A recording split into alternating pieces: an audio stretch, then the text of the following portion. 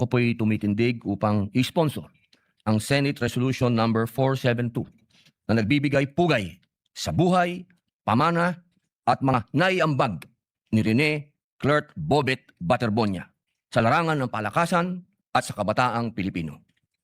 Hindi po madaling magsalita tungkol sa isang kabataang marami pa sanang mararating. Bilang isang ama, naiisip ko ang sakit na dinadala ng kanyang pamilya.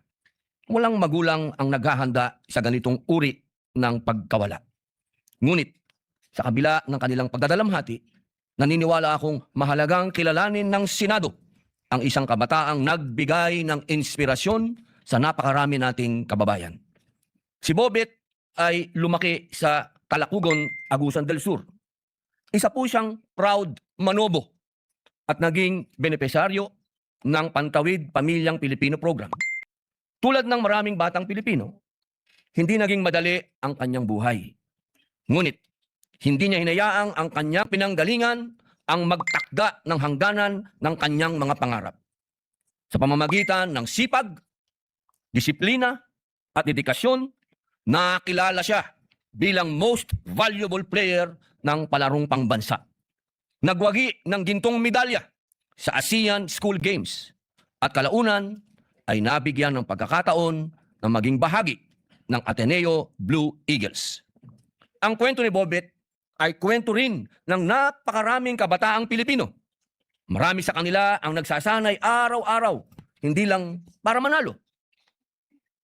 Ang ipinaglalaban nila ay ang pagkakataong makapag-aral, makatulong sa kanilang pamilya, at magkaroon ng mas magandang kinabukasan. Sa palarong pambansa, libo-libong kabataang atleta mula sa iba't ibang rehiyon ng bansa ang nagsama-sama bawat taon upang ipakita ang kanilang talento at disiplina. Dito natin nakikita ang susunod na henerasyon ng mga atletang magdadala ng karangalan sa Pilipinas. Nakalulungkot isipin na noong Hunyo 8, 2026, sa isang trahedyang naganap sa isang team building activity sa Aurora, biglang naputol ang isang buhay na puno pa sana ng pangarap. Kasama rin niyang pumanaw ang kanyang teammate na si Divine Adili. Hindi lamang ang kanilang mga pamilya ang nagluksa. Nagdalamhati din ang buong komunidad ng sports at ang mga kabataang tumitingala sa kanila bilang huwaran. Ngunit, naniniwala ako na ang tunay na sukatan ng isang tao ay hindi lamang ang dami ng medalya o tropeyong kanyang natanggap.